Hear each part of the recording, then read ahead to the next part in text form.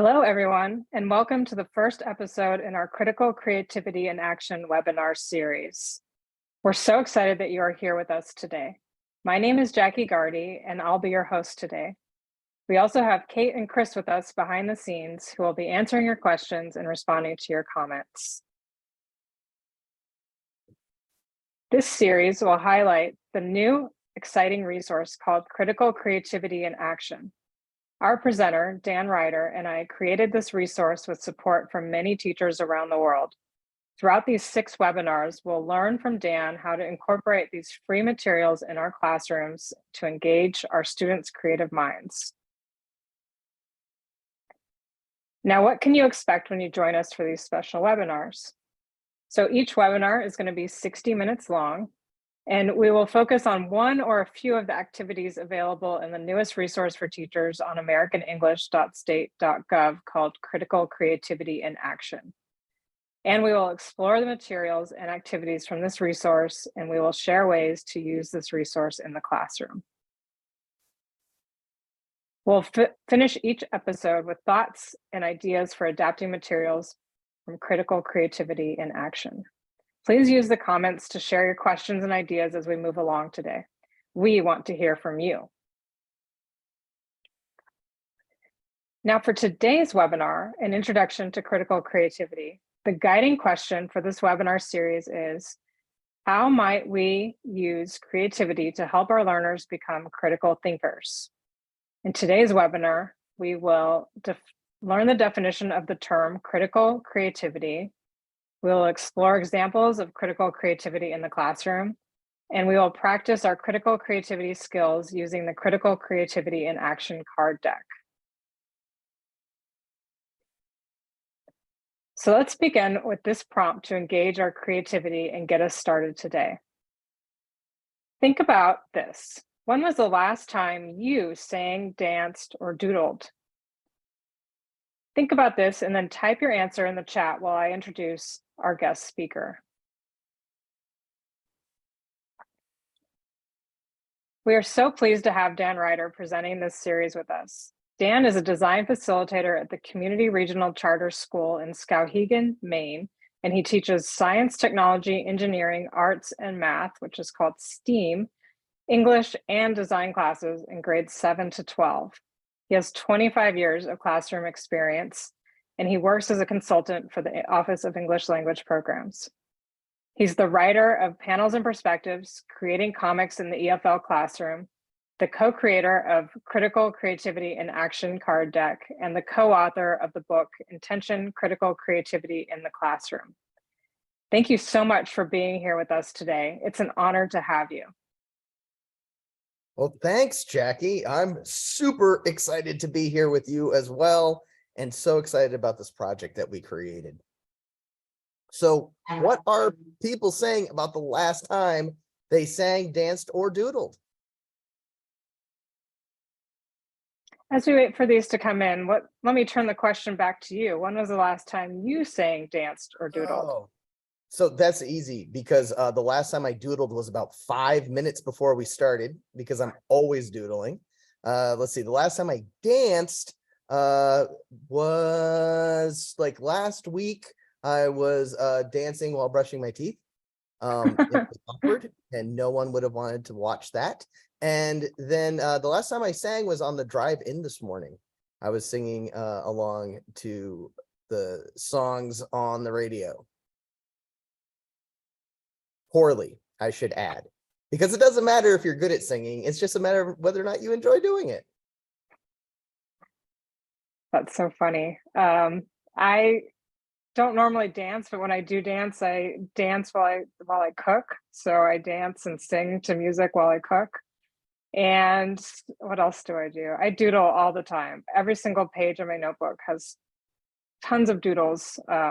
It's just how I think. And when I'm in meetings or when I'm focusing on something, I'm also doodling. See, Ernst. I have to doodle in order to like make sense of what I'm listening to. Let's see, Ernst here says he doodled just yesterday. He danced last summer and he doesn't remember when he last sang. Well, that's okay, Ernst. Maybe later today. you can do a little singing, and then you'll have all three.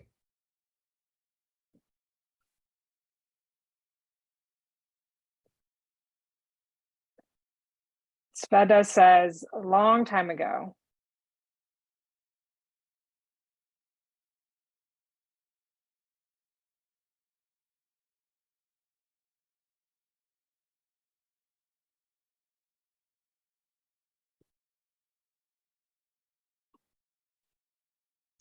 Awesome. All right, well, let's get started on what we will learn today. So Dan, tell us about critical creativity, and audience, please keep your comments coming. Think about the last time you sang, danced, or doodled, and type that in the chat. So as Jackie said a few minutes ago, we have 3 goals for today's webinar. We are going to learn the definition of the term critical creativity. We're going to explore examples of critical creativity in the classroom, and we're going to practice our critical creativity skills using the critical creativity in action card deck. So these icons that you see on the screen on the left are little signifiers to help you keep track of the types of thinking that we're doing during this webinar.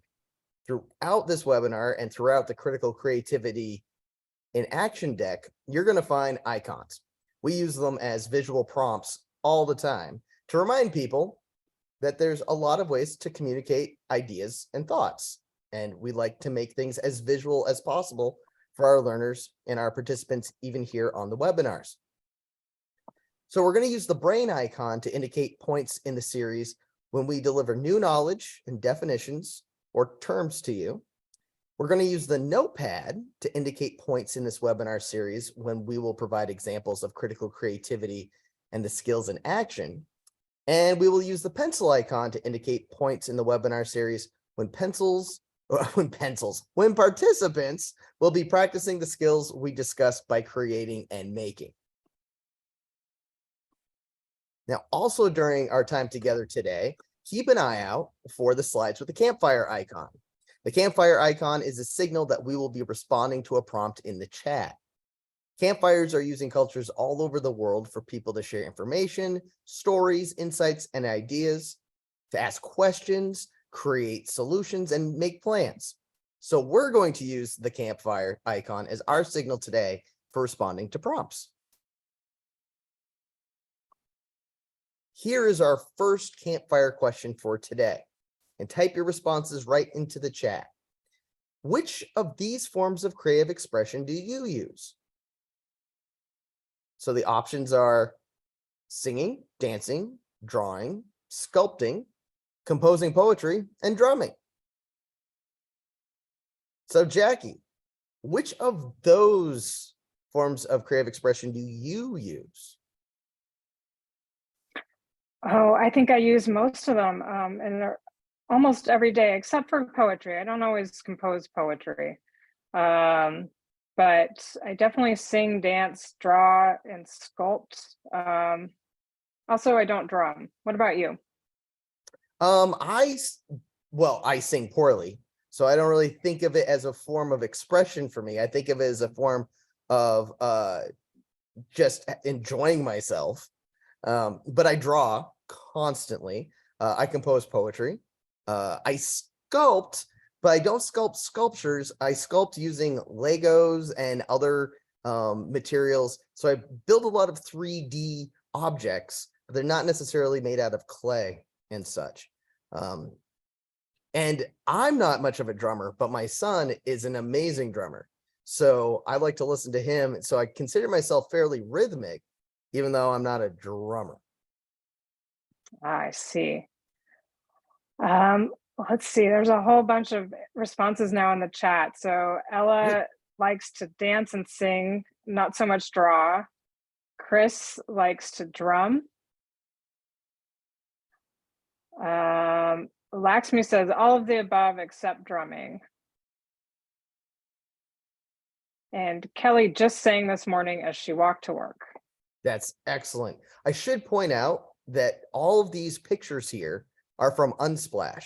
They're all Creative Commons licensed, so you can use them freely. And just as a quick critical creativity tip for everyone, using really high quality photos as examples and illustrations for our handouts and for our presentations is a great way to help our learners be thinking in terms of creativity and creative expression, even when they're just receiving information. So be thinking about that rather than using some of the quick and easy illustrations we might have available to us, but that we're not really inspired by. Think about taking the time to find some images or creating your own images that actually inspire your thinking. So let's take this moment now and define what we mean by critical creativity. Critical creativity happens when we combine creative expression with critical thinking to develop deeper understanding and mastery of skills, concepts, and knowledge.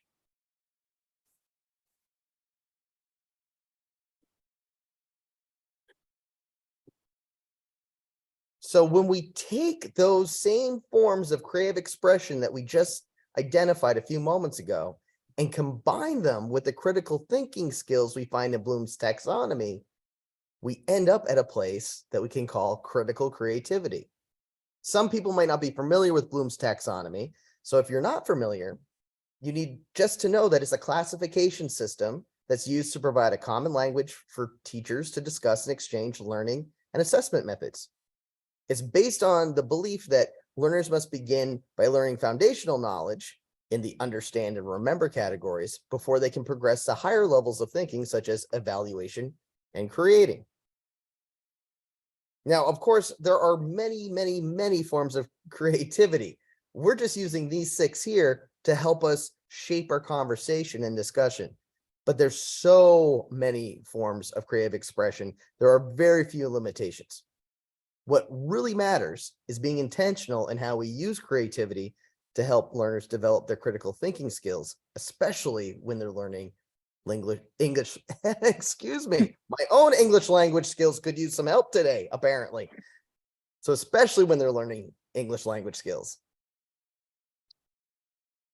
So let's look at some examples of how we might go about using these forms of creative expression to help our thinking. I'm going to pose a whole bunch of questions. You don't need to answer these. These are not campfire questions. These are just ideas to get you thinking. So, and this is how I like to work with learners and with my colleagues when I'm doing professional development. I like to ask a lot of questions that are just there to think about. So for example, how might we use the art of singing to solve problems in our community? What if we wrote songs in English about the challenges that our communities are facing? What if we found songs written in English that relate to the problems of our community members and what they're trying to solve in their neighborhoods?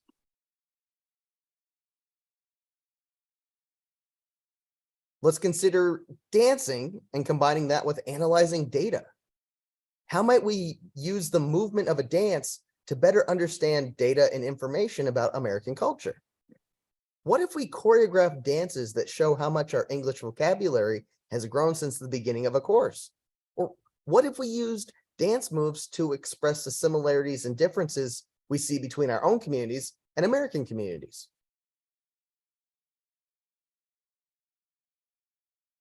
If we took drawing and combined it with our delivery of presentations, we could consider how might we use drawing skills to help us deliver better presentations? Or what if we drew our ideas as we expressed them? What if we doodled the ideas we hear as we listen to other presentations? And even what if we drew comics that show us speaking to an audience and use each panel of the comic to organize our main points? And finally, let's consider sculpting and text interpretation. How might we use the act of molding and forming sculptures to help us interpret articles and stories written in English?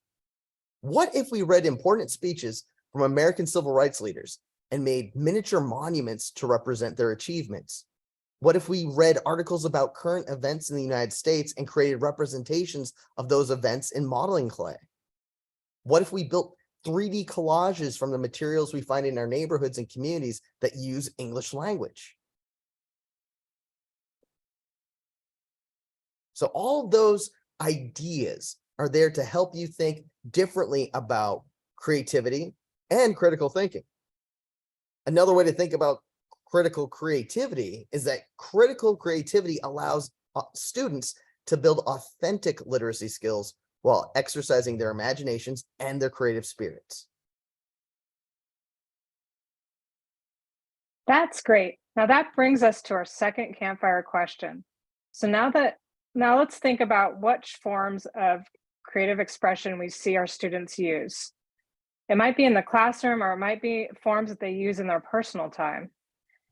Put your responses in the chat and let's see what inspires our students. Now, in the meantime, Dan, what do your students do on their own that you think is quite creative? My students make music all the time. I am so fortunate to be in a school here at Community Regional Charter School where students are encouraged to make their own guitars and to learn guitar. They practice regularly. We have students who are in a cappella groups.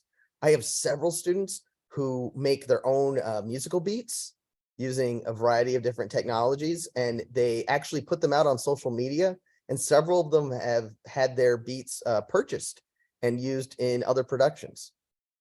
So Wow. that's one I see all the time. And we have a ton of artists. We have a bunch of people who love to make clothing and design clothes. Actually, we're going to see an example of that in a little bit. Awesome. Melanie is saying that her students like to draw, sing, and write poetry. And Rabia says gaming, like the game Trace Effects. Yeah.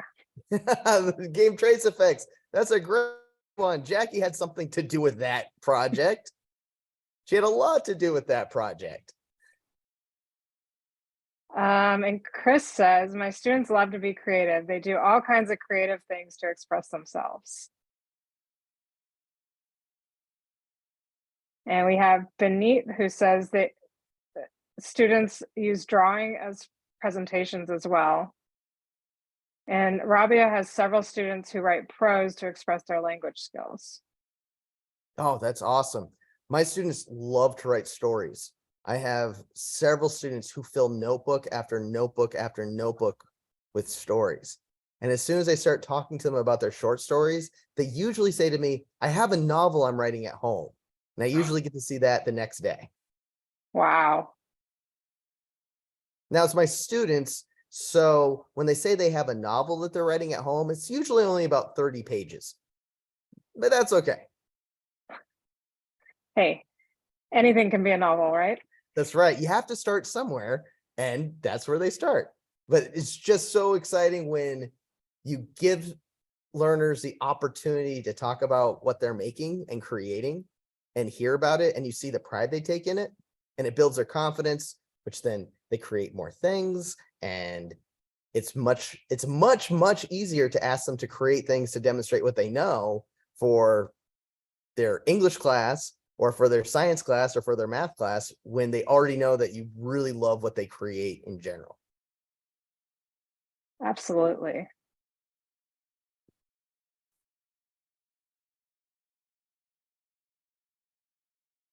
See, Ernst says poster making, drawing, but rarely some of them like to get involved in creative storytelling.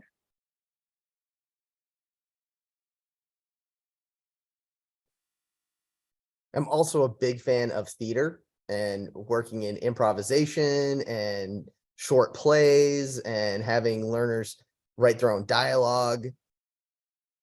It goes a long ways. And when we're talking about English language learners, it goes a long ways to helping them learn how to use the skills that they have, especially if we let them be very inventive and imaginative in their conversations that they're having. Cool. And Tina says creating comics. Yeah. Yes. Absolutely.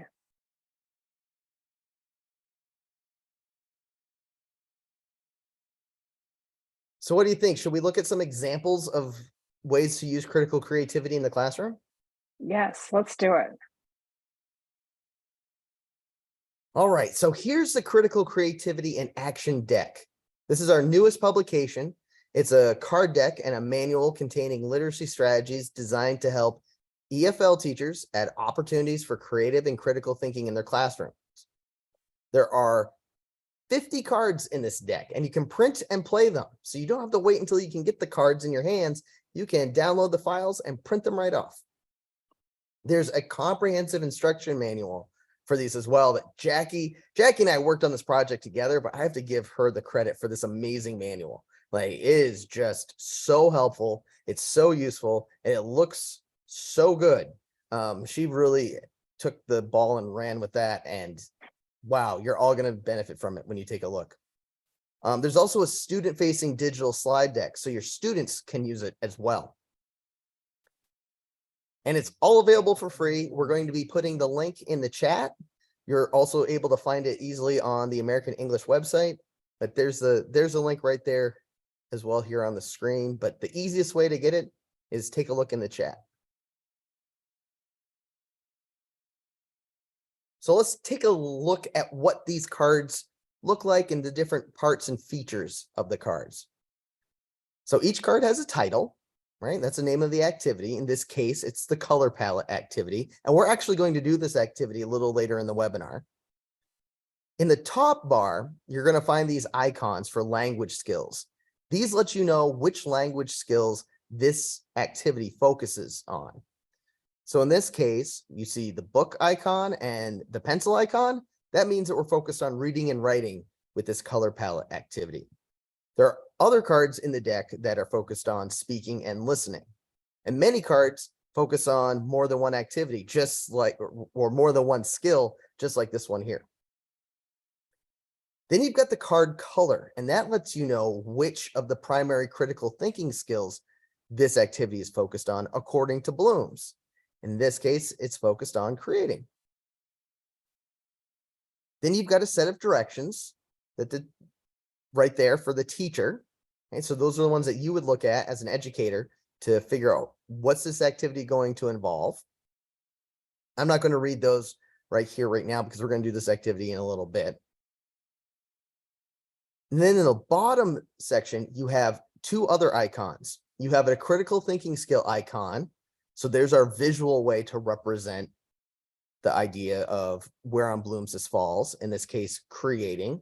And it's also pink. So those two things go together. And then we have a knowledge dimension icon. And the 4 dimensions of knowledge are factual, conceptual, procedural, and metacognitive. And this activity focuses on the knowledge, on the factual knowledge dimension. So the idea is we want learners who participate in this activity to be able to express absolute clarity of understanding of what the facts are behind their thinking.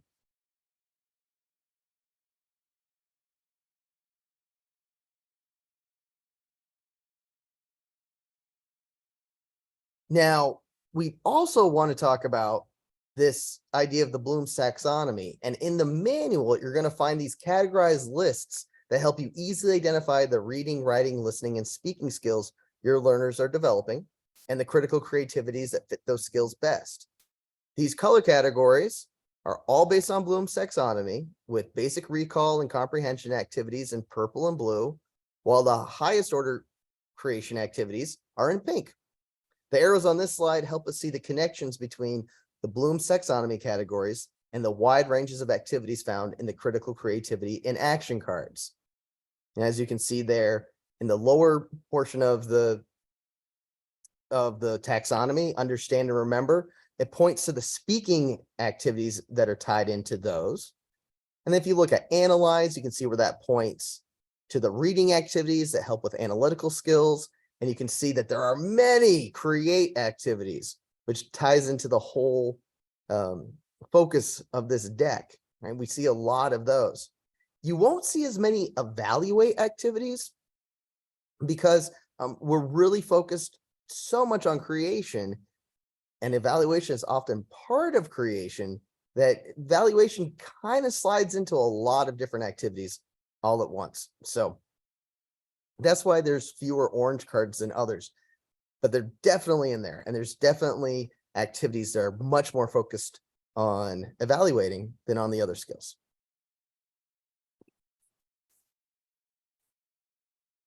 So this image here shows all the different types of tools that you could use when participating in these critical creativity and action activities.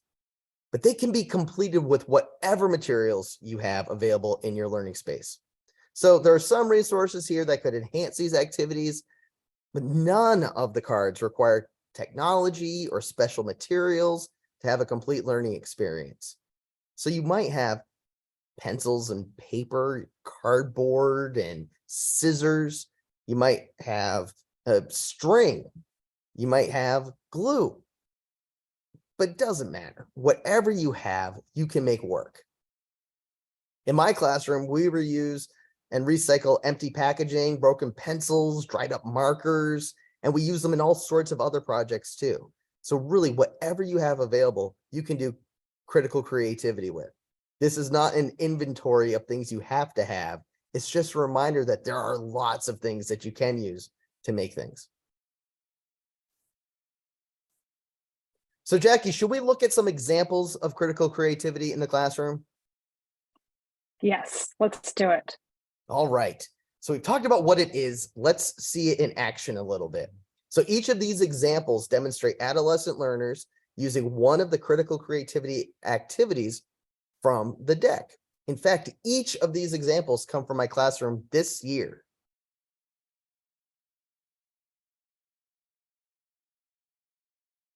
So in my middle school age learners class, we use constructing concepts activity to express our understanding of an article about the Great Depression. The Great Depression was this time of economic turmoil here in the United States during the 1930s.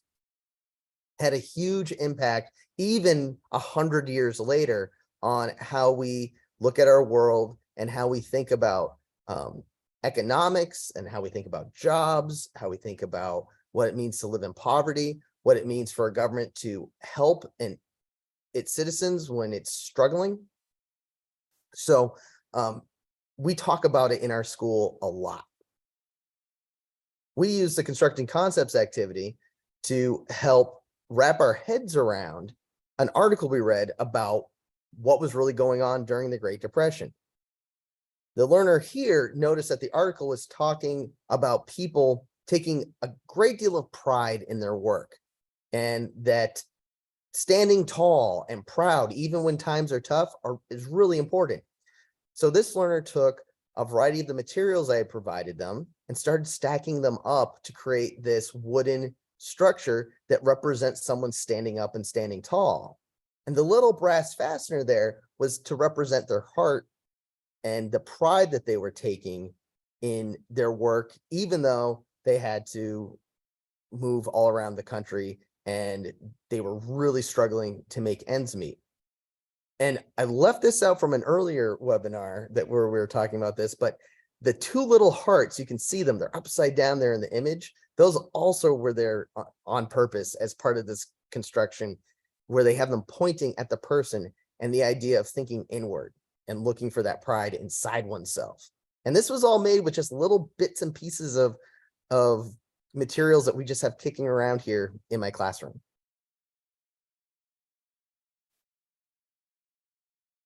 So my high school age learners use metaphorical fashion to express our understanding of family structures and dynamics here in the United States.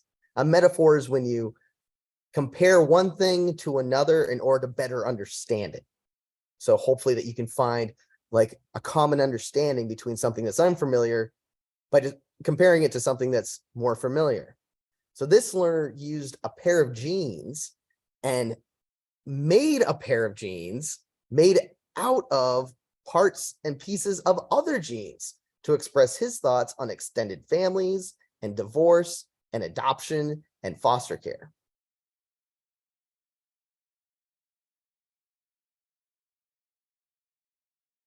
And another group of my high school age learners used Say It in Clay to express our understanding of biodiversity and ecology.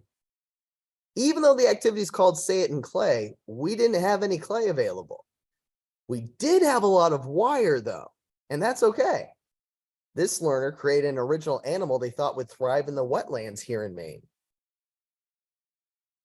And I included this activity here because I really wanted people to realize that the name of the activity and the activity itself are just a starting point. We didn't have the materials that it called for, so we used what we had, which happened to be a whole lot of wire. That's awesome. So what I was thinking while you were talking about these different activities was how easy you can, how easily accessible lots of different types of materials can be. You don't have to go shopping to get these materials, right? You can just find what you have, and especially with like your say it in clay, your students changed it to using a wire. Now you could just open up a paper clip and you would get a wire as well. And I'm sure many of us have lots of paper clips on hand as teachers. And for the jeans, I wanted to say that Mina Miller, who commented a little bit earlier, said one of her students likes to customize her jeans. She usually writes and draws awesome things on them that lead us to wonder whether she bought them that way, a proof that she does the thing quite well. So I wanted to Oh, that's bring a that to your great attention because it's such a great connection to your jeans project that you just showed. Absolutely. And that's such a great opportunity too. The learner who made those jeans often comes to me with ideas he has for his own clothing that he wants to make and create. And it's wonderful to be able to connect something that they just enjoy doing with their learning experience. So it becomes this great challenge to say, hey, if I brought in a pair of old jeans, could you decorate them with concepts from class? Could you make a pair of grammar jeans? Could you make a t-shirt that is all about the vocabulary we're learning? And not just listing the vocabulary, because anyone can do that, right? We could write that on a piece of paper, but what could you do to create like a series of shirts where they look cool and also include the information that you're looking for? That's so neat. I just love all these great ideas. I think now it's time for another campfire question. Now, this one's a little bit more practical. After seeing all these examples, what are some of the challenges or barriers we see to using critical creativity in our classrooms? Feel free to chat, feel free to write it in the chat, anything that you can think of that might be a barrier. And I'm seeing some already coming through, especially about time. So teachers are always concerned about time. We have very limited time in our classrooms. And and some teachers here have huge classrooms, over 100 students. So how would you be able to address those concerns? Those are all super valid concerns, and we all have them. I have them too. So let's just talk about the time one to start with. Okay. One of the things to remember is that these activities don't have to replace everything that you do. They certainly don't need to just be stacked on top of what you already do. Think about how you might replace your typical entry ticket or exit ticket with one of these activities. In the whole deck, we have point values for each activity, 1, 2, and 3 points. And 1-point activities are intended to take 5 to 10 minutes. So it might just be something that you say, well, instead of doing a reading check or a quick quiz, I'm going to have them create a color palette, or I'm going to have them write or doodle what we just talked about in class. I'm going to have them do a very quick 1-panel comic that explains what happened today during class, instead of writing out a list of 3 things that they learned today, which is a very common exit ticket strategy. So the idea is, while some of these are fairly involved, others could take very little time. And it's just a matter of substituting one of these activities that we know work and help learners who don't always think in terms of words and in terms of reading and writing. It can help some of those more visual learners and more kinesthetic learners who, learn with their hands, learn by moving and physically adjusting and shaping things. Learners who learn best that way might find themselves even more engaged and being more successful when it comes to their writing and they're reading and they're listening and they're speaking. Got it. So the threat is still time. That's the biggest concern. But I know that some participants might have concerns about how you can fit these into your daily classroom practice when we have such rigid curriculums. We have state testing that is always on our minds, or country testing. So what do you do when you can't set aside any time for a separate lesson? Well, that's why I don't treat them as separate lessons. I Mm, look at my lesson that I have the activities that I know I need to do. I have the content I know I need to do. And I might say, okay, this week, these are the 5 things that I have to do. I'm going to look at my time and say, is there time here when I review? Oh, maybe instead of using the same activity twice in a week, which often those activities are that we see in those curriculum are often repeats, where you do it once at the beginning and again once at the end as a pre and post test. Even you might instead substitute one of those with one of these critical creativity activities, so that you can work it right into your routine without giving up your expectations, because we're not asking to change what learners learn. We're asking to consider changing some of the ways we go about helping them to learn that same information. We want the same got it. outcomes at the end. Definitely. All right. So I know that we should probably get moving to see, do we have some examples directly from the cards that we can go for?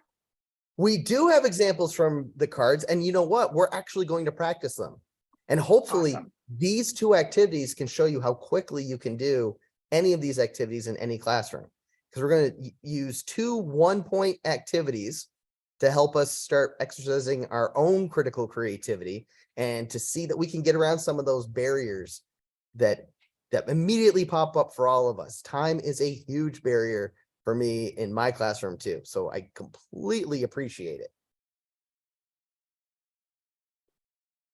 So this activity is called One Phrase Campaign. And this asks learners to think about the content and the skills they're learning like it's part of an advertising campaign. Let's imagine that we created advertisements for our classrooms as educators. What would our slogans be? So what you're going to do is create a slogan, a little phrase that captures the whole spirit of your classroom, and put it into the chat.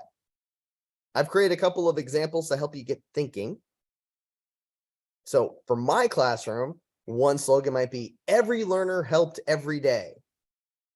Now, even though I sometimes have classrooms of 32, 35 learners, I make a point, if I can, to help every learner for at least a moment every day. Helping them might be saying hello and having a good positive connection with them, and helping them might be helping them figure out a solution to a really challenging problem.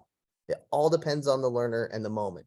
But my classroom, I take pride in helping every learner in some way every day. Another phrase I might use is ideas plus opportunity equals success. Because in my classroom, it is all about ideas. Crazy ideas, wild ideas, but also really practical ideas, and the thoughts that we're having right in the moment. And if we take those ideas and match them up with the opportunity to express them or pursue them in interesting ways, that usually means we're going to be successful. And then the last one is solving the problems of tomorrow today. I like adding a little flavor to that one when I say it, because I really feel like the most important thing I can do with my students is to help them learn how to use the content knowledge that they are gaining to solve the problems that they're experiencing now, but that they also might be experiencing as they get older, as they move into jobs, into families, into careers, wherever they might go, and ways that their communities might need them to be able to help. So we're always thinking about problem solving and how might we be of service to something bigger than ourselves. So Jackie, are we seeing any examples of one phrase campaigns here in our chat? Oh, we do. We've got some great ones coming in. So Ella says, feel, share, rights. Ooh, I like that. And Tina says, we are the knowledge. We are the knowledge. Oh, that's so. Oh, I love that one. I love that one so much because it's this idea that we as the students and the educators become part of what we're learning, as well as the English language skills we're learning and the stuff we're reading and the things that we're writing. Oh, I love that one. Rabia says, think, observe, and create. Ooh, think, observe, create. That's a good process. Like, that's a great process one to use. That could go up on a wall easily and just remind everybody every day, think, observe, create. Oh, so good. Love it.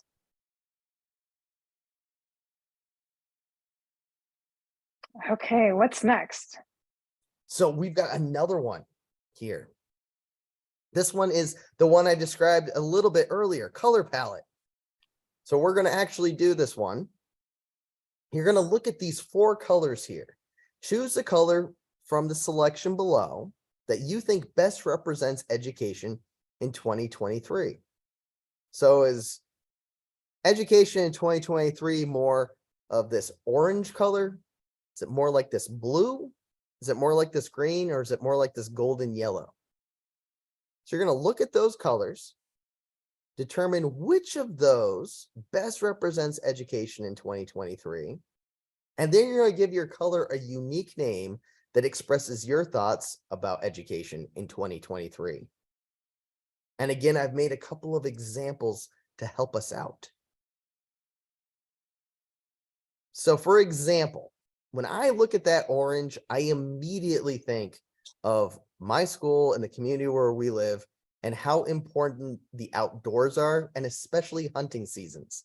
And in Maine, we wear blaze orange during the hunting season in the fall to keep us safe in the outdoors, because there are a lot of deer hunters and moose hunters and bear hunters and duck hunters. We have a lot of hunting in our state. And I think of that idea of opportunity because I see the outdoors in Maine as a huge opportunity for people and a huge opportunity for learning and growing. So as soon as I see that color, I think of the hunting, but I also think of all the opportunities those outdoors hold for us and for our school. And that takes us to beautiful horizon blue, because when I think of blue, I think of the sky and I think of all the possibilities that are out there for us in education and why an education is so important, because it lets us think about something that is there in our future, right? Like the sky is the limit is a really common phrase here in the States. We say it all the time. And I immediately go there. And for some people, like a horizon is more of a sunset color or a sunrise color. But for me, I'm just always thinking of that like bright blue sky. And then green, we have go for it green, which is just try things, give it a shot. And that's what we really need to be doing in schools these days, I think, is we just got to try. Some of the things that we thought would always work aren't. So we've got to try some new things and just go for it. And if we go for it and we believe in the next one, yes, we can yellow, then we think, all right, this is going to work out. Every time I see that yellow, I think of this old poster from the 1940s here in the United States. It was this World War II poster that was there to recruit women into the workforce and to get them helping to build things in our factories. And it said, yes, we can, as the tagline on the poster. And it used that same color yellow. So I like to think of that as, yes, we are all capable of doing difficult things and challenging things. So those are some of my examples. Do we have any coming through the chat? We sure do. And we also have a comment from the last one, which I think would kind of work for this one too. So I'm sure I'm not saying this right, but Mithili says she might have to modify this for a beginning class by taking a line out of a song that you know and use it as a slogan. So an example of that would be, "We shall overcome." I love that so much. That is such a great idea, right? You could give learners like a collection of slogans, a collection of phrases, a collection of lyrics, and say, which of these would be the best one that matches up? That's also And what cool color could it be? creativity. Yes. Oh, what color would that be? I'd like to, I hope we can get a response to that. What color would go along with that? And then we have some great ones. So growth mindset green and Oh, growth for love it. green, yellow for bright future. Yes. Oh, what a great color. Wouldn't you want to paint something in that color if it said bright future was the name of that at the paint store? Absolutely. And Maribel says blazing orange. Yes, blazing forward. Yes. And Andrada says blue for peace of mind, relaxation, and purity. I love that. Like the importance of mindfulness and pausing and just thinking for a moment. That's going to be what really helps a lot of our learners make it through their schooling and their education, is if we can learn to take that time to slow down. Yeah, exactly. And then Sakang, I'm sure I'm not saying that right, but she or he says yellow, we can make it bright for a better day. Oh, I love that. Like that hopefulness, right? Yeah, A better day tomorrow. I've always found yellow to be the most cheerful color. So right on. All right. So I think we have another question coming up soon, right? We do. We have a quick review. Okay. Okay. So let's just talk really quickly about what we've done today. Okay. In the last 45 minutes or so, we've learned the definition of the term critical creativity. We've explored examples of critical creativity in our classroom, particularly looking at my examples. And now we've practiced our critical creativity skills using the critical creativity in action card deck.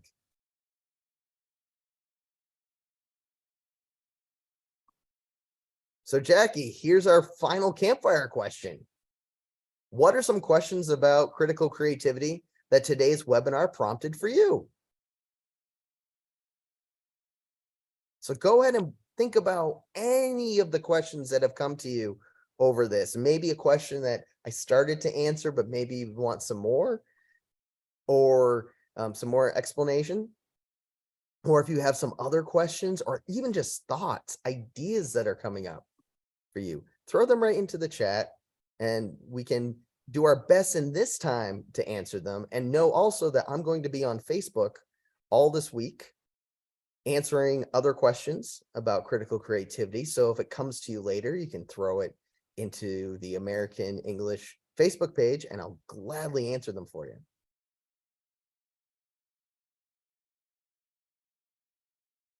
That's great. We've got a great audience here today. We have a couple questions coming in. So Ella asks, how do you assess students' performance or accomplishments presented through an alternative way? I think that's a great question to start with. Excellent question. Oh, I love talking about that. And we actually have one of our later episodes in our webinar series is going to be about assessment in particular. But let's answer it right now. Remember that we're assessing the skill that we want them to demonstrate, or the knowledge we want them to demonstrate, not their ability to create art. So it's the ideas, not the art. So I'm still going to assess a learner's writing skills by assessing their writing. I'm still going to assess their vocabulary skills by whether or not they know what that vocabulary term means and if they can apply it. What I'm not going to assess is whether or not I think they've made good art, whether or not I think their drawing is well composed and that their anatomy is correct, or that their use of color was the appropriate use of color for the time, for the moment, or whether their knitting is good enough, or their sculptures look sculpty enough. Like, that's not what I'm going to do. What I'm going to focus on is, were they able to express the ideas that are most important to that knowledge? And so when I look at My grade book is not full of art grades. My grade book, even though we use lots of creative expression, my grade book is full of, do they understand this English term? Do they understand this writing term? Do they understand how to write an introduction to a letter? Do they understand how to communicate ideas effectively? That's what I'm looking for. So just keep going back to this idea of ideas, not art. The art is just the vehicle to help express them. And it's also helpful too to remember, and this is like I know this is kind of a long answer to this question, but this is the part two. The part two is ask your students what they meant by what they created. Because it's often when they explain their thinking behind what they made that you understand whether or not they really, quote unquote, get it, whether or not they really understand the concept or the knowledge. That can be really difficult when you have 100 students, when you have 50 students. It can be really hard. So finding a way to balance those two, or finding an opportunity for them to explain what they made, could be the difference between that working out well for you and for it just being an exercise. I see. That's a great answer. Thank you. Anna asks, how can we motivate learners who don't consider themselves creative? Oh, this goes right into the same. Oh, I have this happen all the time too. Even though I talked all about how creative my learners are, I have so many go, oh, I can't draw, I can't sing, I can't make music, I can't. And that's when I say, it's okay. Like we're all just practicing. We're all just taking advantage of an opportunity to try. And I also remind my older learners that when they were little, they created all sorts of art. And when they were little, they sang all the time and they danced all the time. Something happens as learners grow up that they stop seeing art as fun and just something that everyone does. And they start seeing it as work, as something to be judged, something to be graded, something to be evaluated. And they start comparing themselves to others instead of just loving what they made. So with those learners, I try to help them get back into that place where it's playful and it's fun, and we can do things that are a little silly and a little ridiculous sometimes, and that's okay. And it also goes back to the idea that I'm not assessing whether or not you're a good artist. I'm just checking to see if you understand this concept.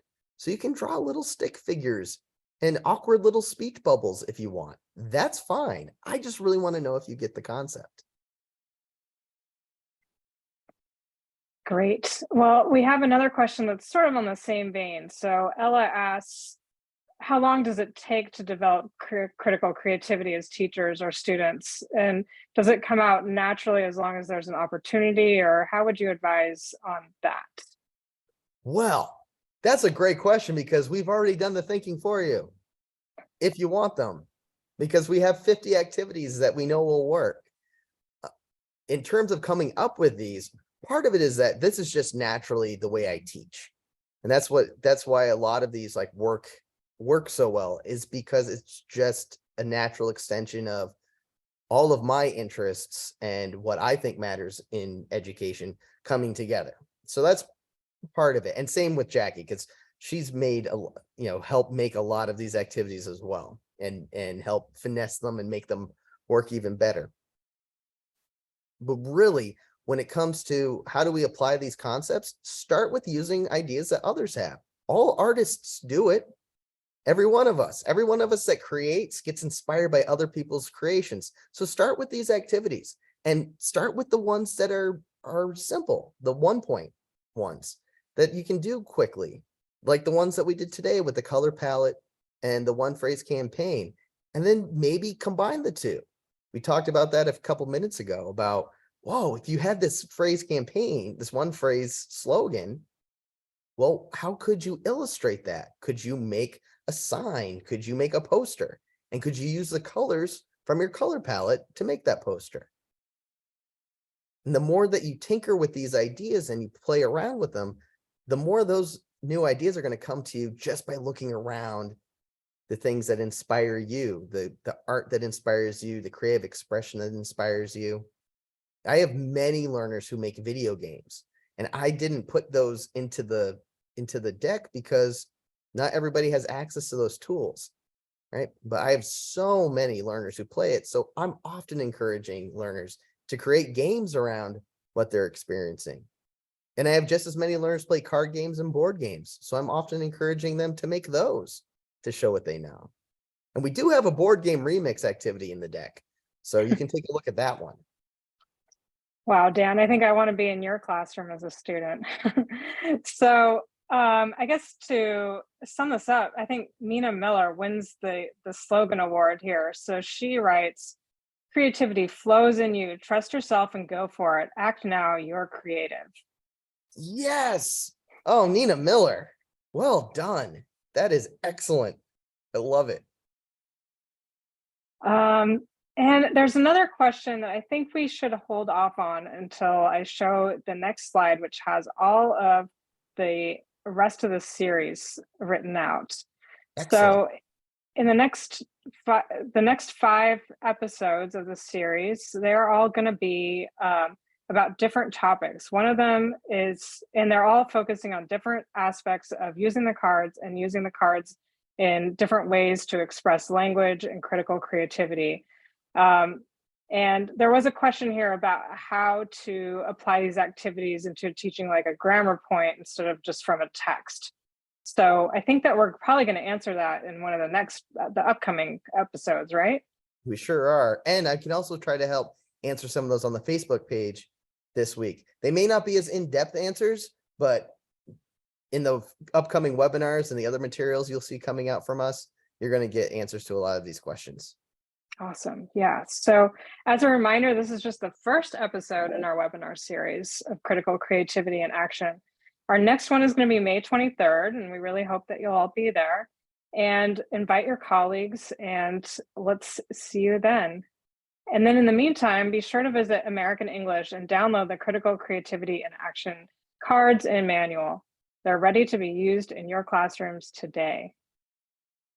If you'd like physical copies of the cards, please reach out to your Relo and request them. So make sure you go to americanenglish.state.gov. The link is on the chat. And we want to thank you so much for being such a great audience. There's been so many great and friendly responses. Looks like people are really interested in learning more about critical creativity.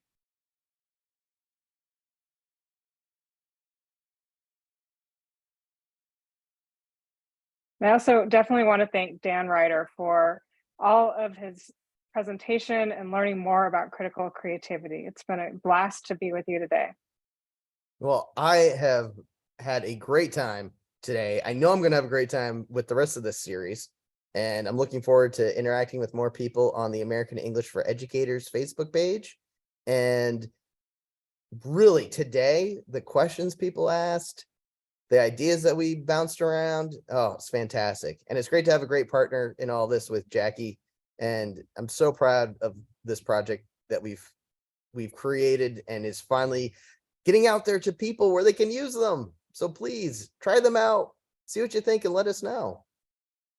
Awesome. And thank you to everyone behind the scenes for managing our chat and fast forwarding the slides and doing all the great work that you're doing. This couldn't be possible without you. So thank you, everyone. And we will see you next time, May 23rd. Mark your calendars.